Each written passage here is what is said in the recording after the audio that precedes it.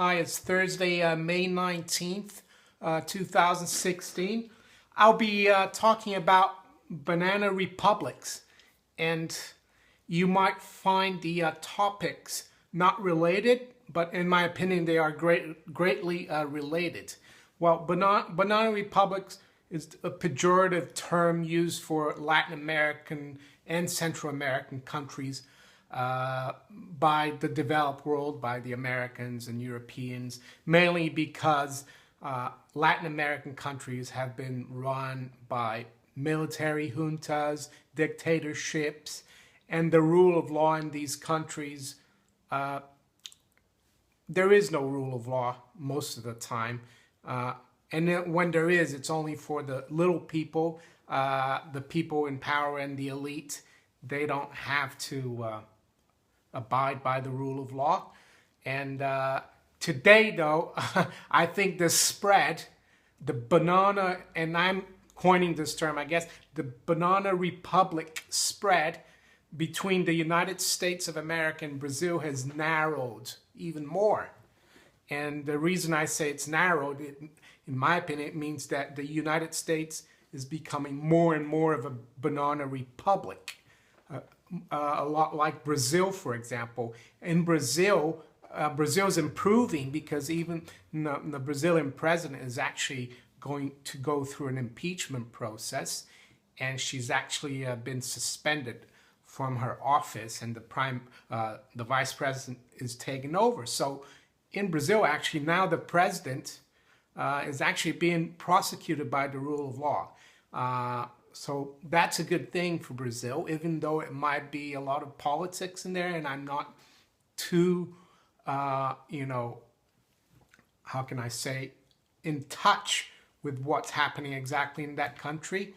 So, but I would have to say that the spread is narrowing, and today it narrowed even more, and the reason it did, and you might find it strange, is because of a professional golfer. And you say, what are you talking about? Well, basically, Phil Mickelson, who's after Tiger Woods has been the major golfer of the last 20 years. He's won 3 Masters. He's won a British Open championship. He's won a couple of PGA championships. He's never won the U.S. Open. Very popular figure with the fans.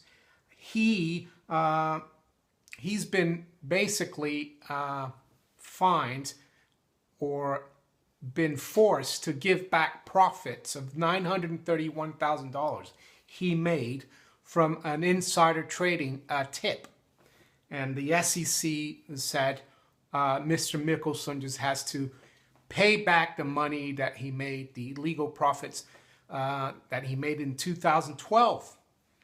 And if it had been anyone else that's not famous or a celebrity or anyone else who's not like hosting the Clinton Foundation's golf tournament, which was just announced today that Phil Mickelson will be doing, if it was anyone else, that person would be in jail.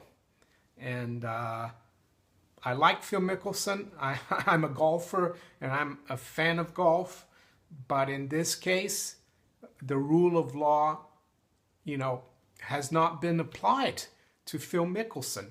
If he was Bob Smith from Wichita, Kansas, and he was a nobody, I'm sure he'd be in jail.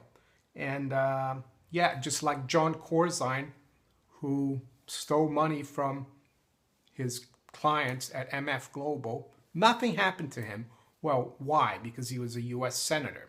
So that's why the spread, Banana Republic spread between the United States and Brazil has narrowed.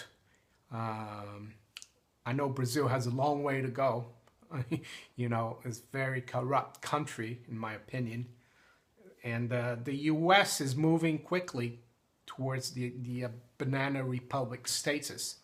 And this Phil Mickelson story, which came out in the New York Times and it's now on Zero Hedge, basically saying, that he's just been given a slap on the hand and say, oh, just give me the money back.